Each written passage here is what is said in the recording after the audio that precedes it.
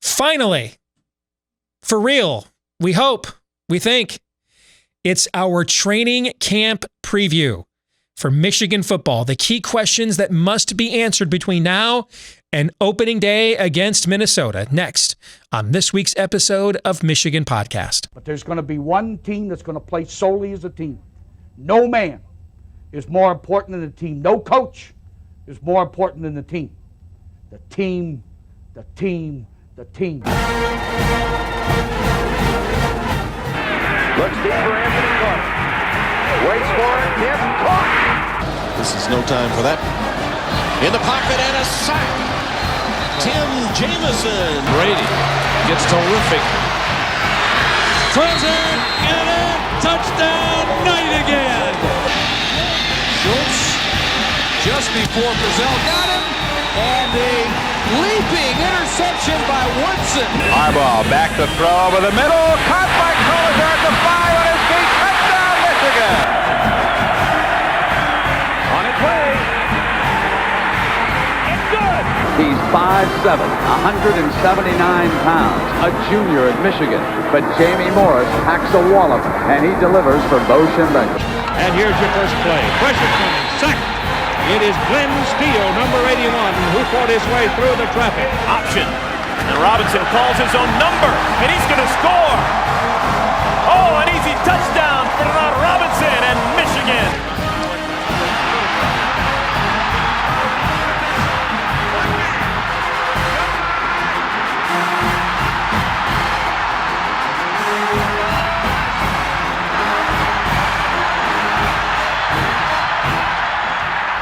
Win it. We're going to win the championship again because we're going to play as a team. And when we play as a team and the old season is over, you and I know it's going to be Michigan again. Michigan.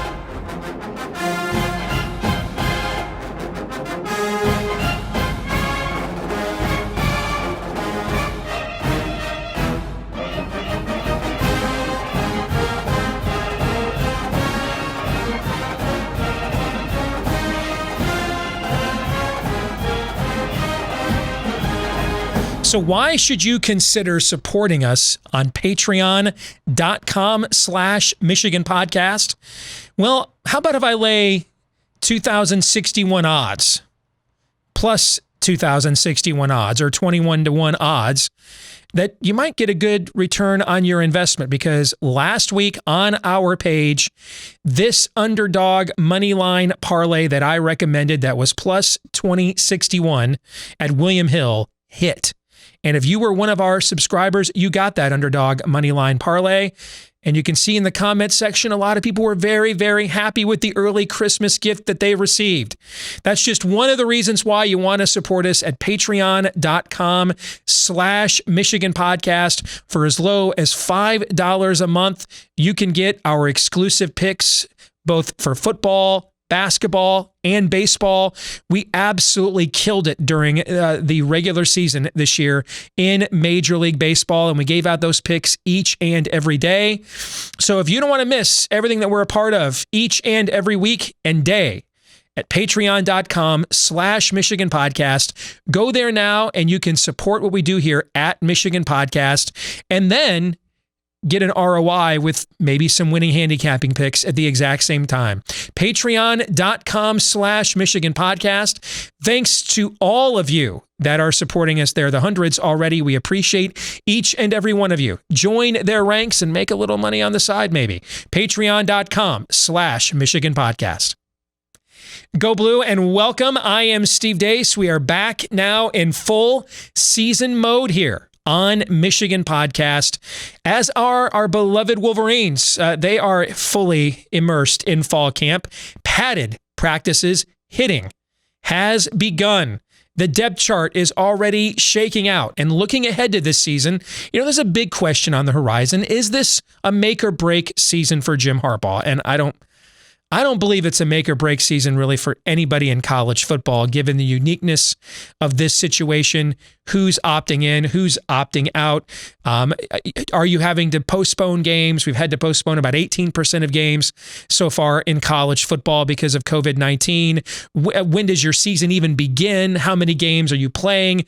I just think there's too many variables. I suspect a couple of big schools may end up making a coaching change at the end of the year and take advantage of the fact, somebody like a South Carolina, maybe try to take advantage of the fact that there's not going to be a ton of openings this year. And so therefore, maybe they, based on supply and demand, can get the pick of the litter. But no, I don't think that this is the ultimate year to judge a coach that has won as much as Jim Harbaugh has.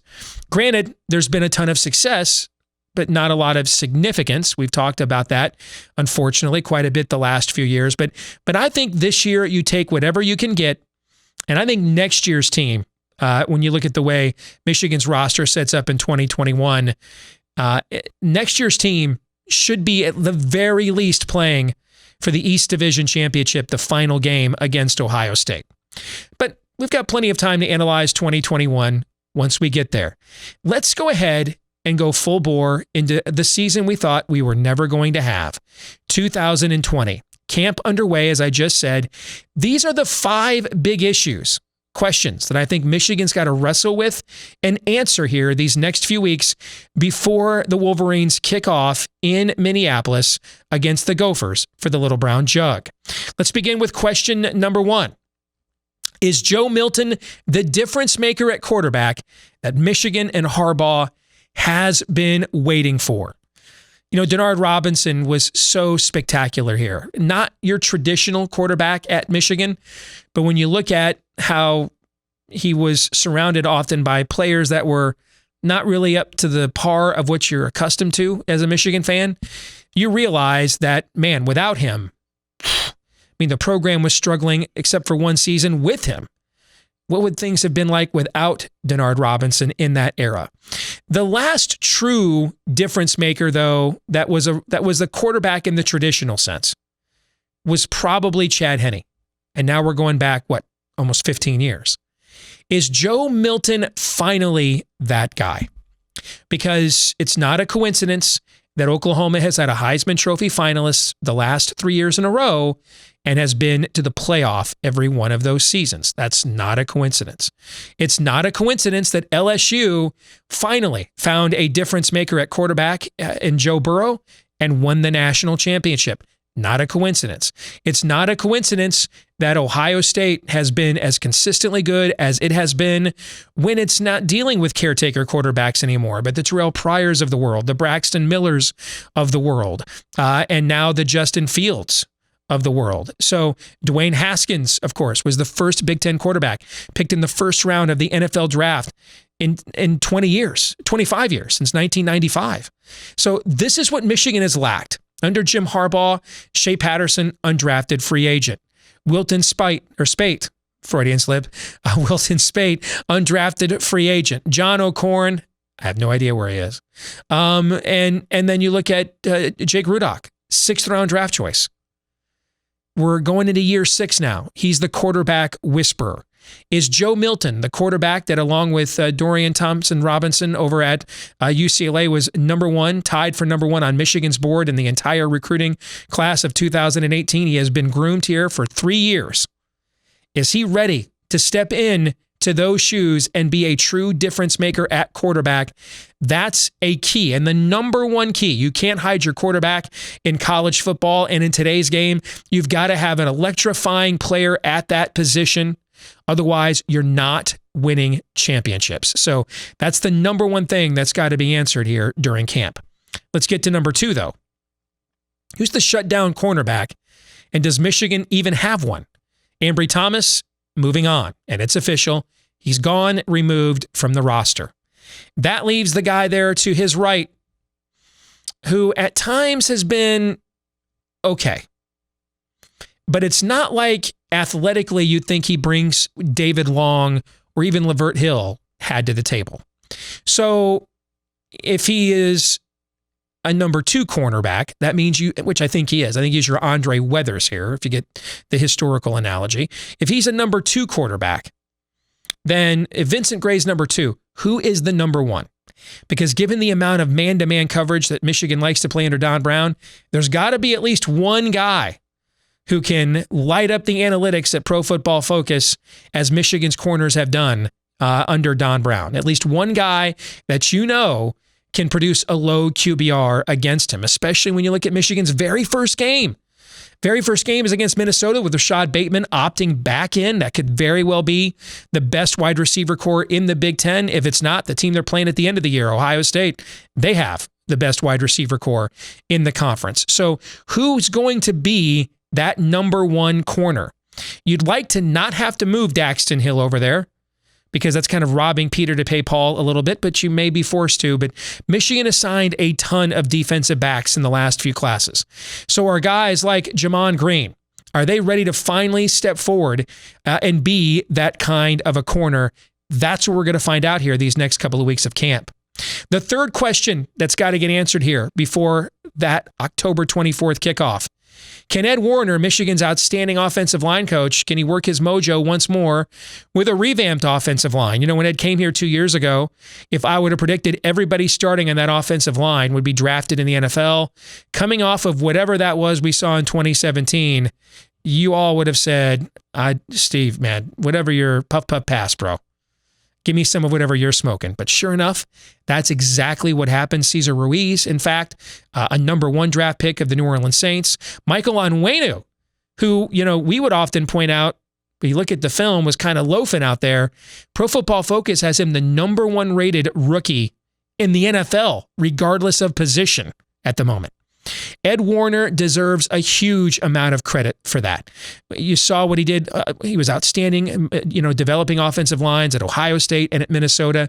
And he has been one of the best and most important hires that Jim Harbaugh has made in his tenure here. Might have saved Harbaugh's job, given the direction that all-important position group was heading. But now he's got his work cut out for him. Now he got some good news.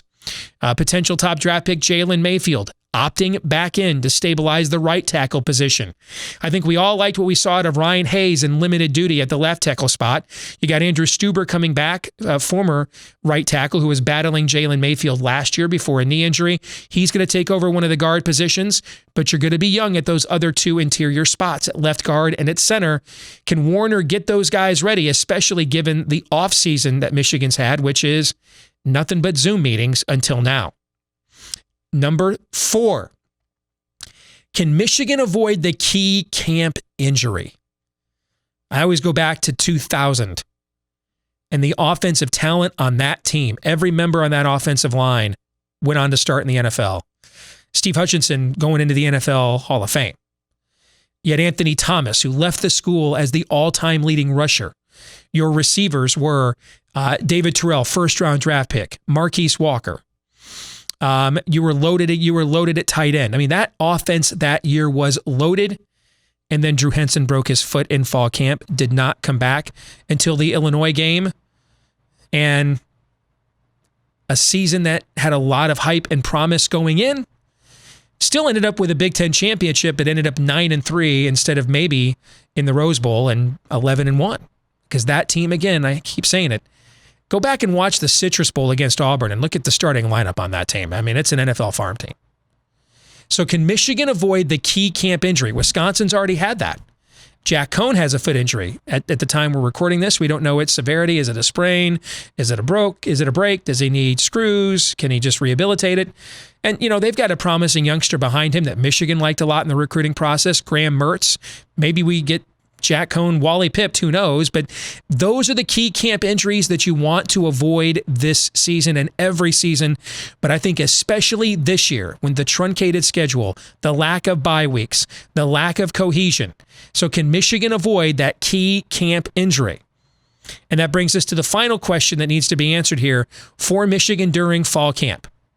Does Michigan come out of fall camp with something that helps Harbaugh finally get over the hump from pretty good to champion? Michigan is in, as I've talked about before, they're in the college football friend zone right now. It's tough to get out of the friend zone. They're in a lukewarm hell right now. We're too good to make wholesale changes, but not good enough to get where we all want to go. And so how do you get over that hump? How do you go from pretty good to champion. It's pretty clear they ain't slowing down over there in Columbus, right? So how do you go from pretty good to champion? How can you reinvent yourself or come up with something different, something new with what you already have? And I think that goes back to the first question. Is Joe Milton finally the difference maker? And it doesn't matter, Uncle Rico, if he can throw it over the mountains. I don't care about Joe Milton throwing the ball 80 yards in the air.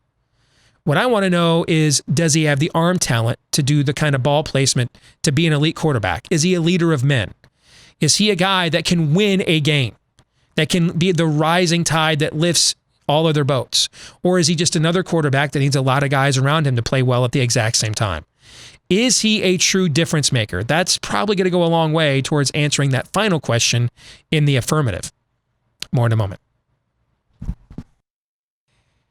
A great way to stay up to date with our latest thoughts and coverage of the Michigan Wolverines is to check out our website, Wolverine Digest, part of the SI Network. That's myself, Michael Spath, Brandon Brown, Eric Rutter, and the whole team at Wolverine Digest covering everything maize and blue, whether it's the latest football news, recruiting, college basketball on the horizon as well.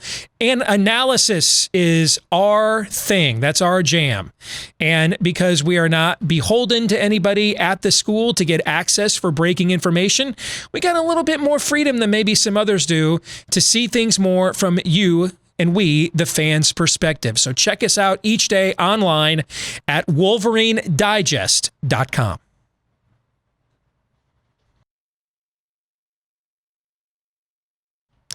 This week's Twitter poll results, my cohort over at Wolverine Digest, Michael Spath, is on the record saying 2020 is such a strange year.